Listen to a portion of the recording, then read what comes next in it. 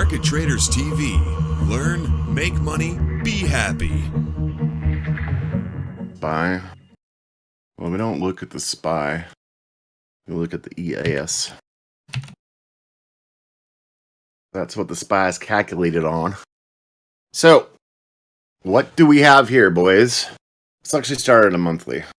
It's almost time for a new month. What do we have here? I'm asking the questions so you guys answer. Well, the idea of oversold and overbought are fallacies, but... So what do you see here?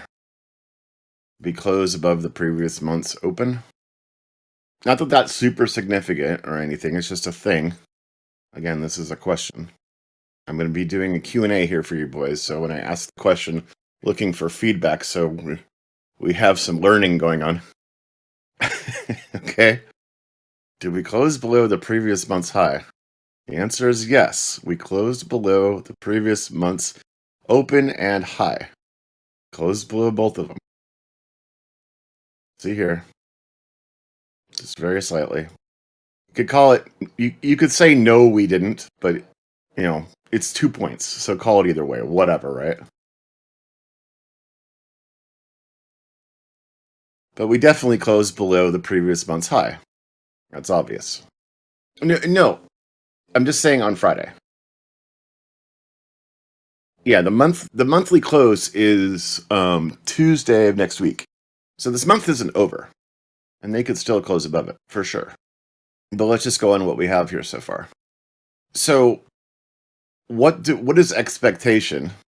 We start closing below the previous month. The high of the previous month. It's like I need some fucking Jeopardy music playing or something. Yeah, expectation is to go test somewhere lower, right? Maybe the previous month's high. Maybe the month's high before that. Maybe month open for that. All right. Everybody on the same page here? What I'm doing here is extremely basic, just for complete, simplicity's sake. So now we can go to the weekly. What have we done on the weekly? Did we make a lower low in price action? We absolutely did. Breached the low right here. A lower low. This is below this. It is a lower low. Okay.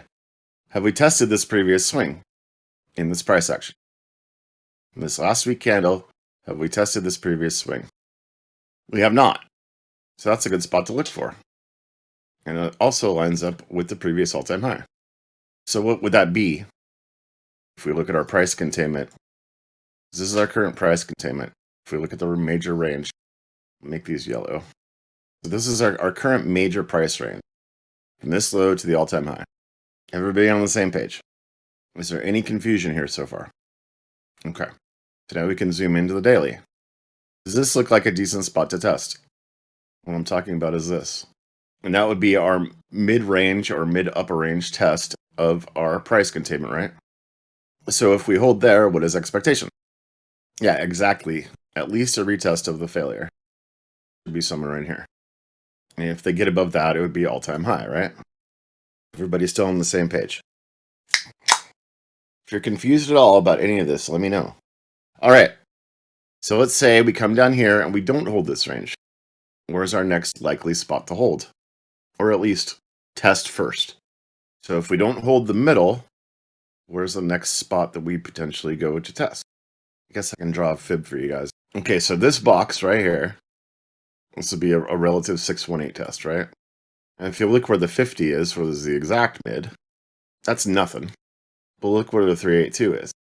And what is the 382? It's the move that made our low. So now, if we don't hold that spot, what's the next spot to test? Say we don't hold here. Is there something around the 236 that makes sense?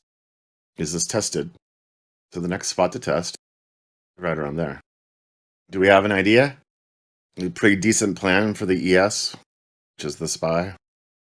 Anyone confused? Seriously, guys, speak up if you have questions, because we'll go over it right now. Try to make this as dirt simple as possible. Well, 4260 is the low, and they already tested that. I mean, based on all this, the most likely spot, if they lose this swing, it really is here. Bottom swing. That would be a pretty big dump. Yeah, like 250 ES. Oh, so that's the move that made the low. This one right here, call it box number 3. This is box number 4. Box number 2 is previous all-time high. And box number 1 is failure of all-time high. You get it? Cool. And I also just pulled a simple fib. Notice how they line up 618, 382, 236. Close enough. This would actually be the 886. All good in the hood? Thank you for watching and learning with Market Traders TV.